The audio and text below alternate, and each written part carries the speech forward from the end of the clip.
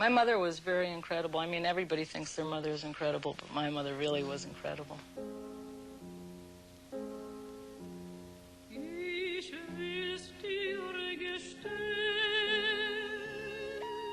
I remember a conversation when I was in the restaurant helping my mother, and one of these Greek ladies came in and said, I don't understand why, I think they were talking about my brother Nick at the time.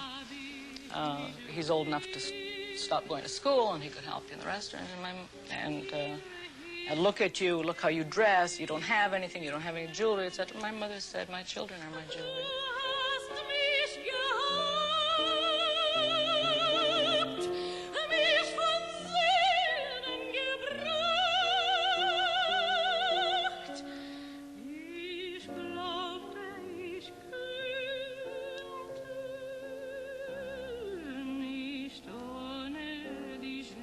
She was, yes, she was highly ambitious for her children. She was, now one reads all the time in the paper about women with the difficulty of raising a family and having a job also. I mean, my mother did it back then. She ran the house. She organized us for school. She washed our clothes. In those days, they used those scrub boards. And she worked in the restaurant day and night. And in between, I mean, you know, she worked all hours. I don't ever remember seeing her, you know, going to sleep or...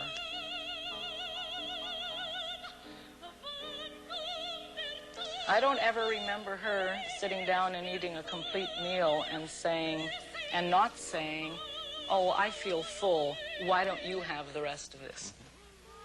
But even so, at some point in your life, apparently when you were a teenager, you found yourself very depressed. According to the article, you tried to commit suicide, I think, yes? Well, I think I started doing that from very young. Why did you do that?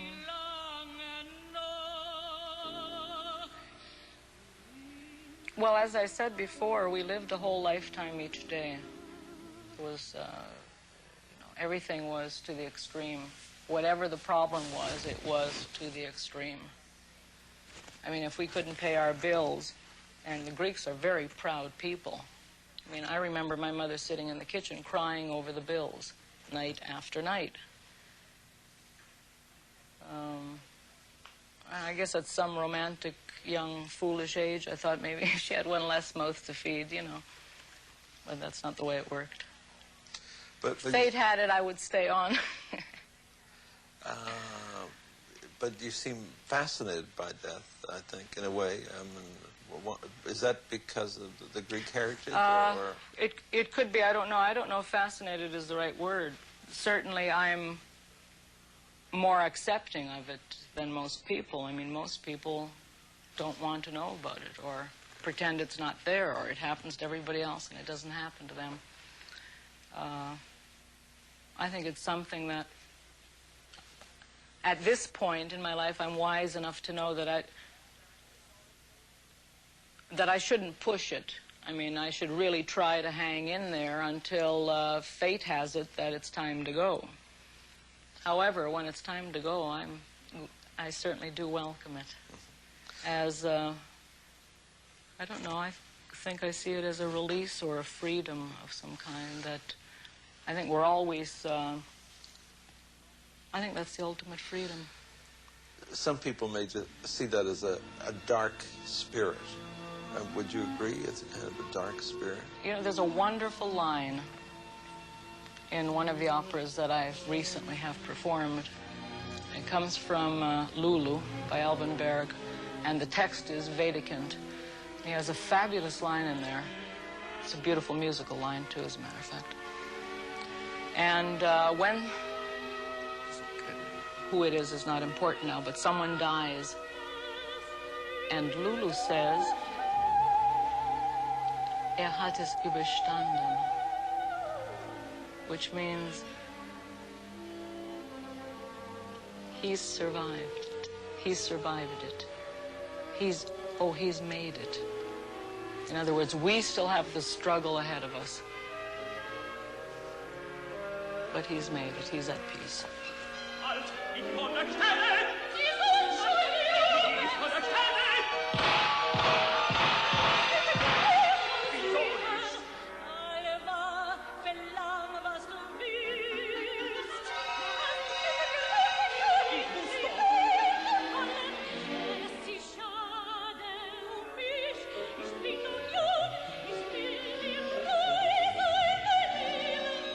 Lulu was an enormous success in Paris. Does the character of Lulu relate to you personally in some strong way? Well, I love her very much. I'm very protective of her. I won't let her be that one-sided character. She's a one- or two-sided, faceted character. She's been portrayed for so many years as just a vamp. What is a vamp anyhow? That's boring. She isn't just one color or two colors. She's not a sexual object. She's not just one thing. I think she's all the facets that a person can have in their personality, and I say person, and not female. We tend in our society to peg people as being one thing. Oh, he's neurotic, or oh, he's weak, or he's a vicious person. And it's terrible to generalize like that, because people have many characteristics. All of us have. And all of us have the possibility of the spectrum of colors. Whether we develop them or are them is something else. And she is that total spectrum of the personality. And that music, the complexity of the music of Berg, confirms that. As a matter of fact, when I first received the score of the Lulu, I couldn't believe it. It hadn't been printed yet. This is a typical page of photocopy of the manuscript I was sent, from which I should learn the Lulu. Isn't that wonderful? I got terrified when I saw the score, and went from pianist to pianist, hoping someone was going to help me learn this difficult music, and I couldn't get anyone to teach it to me. And also try to decipher what the notes are that were on this manuscript. Later, they printed a score of it. And this is what my scores now look like. See all these pages? Pages and pages of music. This is what one of my scores looked like after I'm finished working with it. Is all that still in your head? You see? I've raped it and loved it and killed it, and it's killed me, and we've had our battles and whatever else. Yeah, I suppose it is. I don't know. I guess we have a lot of little doors up there, and we close some of them occasionally, and when we open them, and hopefully the right information will come out at the called time. She had an instinct for singing. She had an instinct for expression, for emotion. You know, when she sang something, she was always very emotional, sometimes too emotional. I remember we had a performance in Bohème, and in the third act, the scene between Rodolfo and Marcello, there was a duet, and she was hiding in the back and listened to it and heard that she is so sick. She started to cry.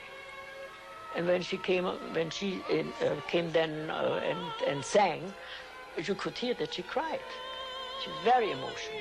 Irene Jesner was my first and only singing teacher. Thank heavens. Because the one thing she taught me, and the most important thing she taught me, was that singing was a natural thing. And one shouldn't do any sort of, you know, I've come to New York and everyone has a method and a technique, and what technique does your teacher teach? And this one teaches to breathe with this muscle back here, and this one, and some teachers tell their pupils to smell a rose, and someone else sticks a pencil in their mouth, and all kinds of weird things. She taught me to sing naturally, and for that I truly thank her.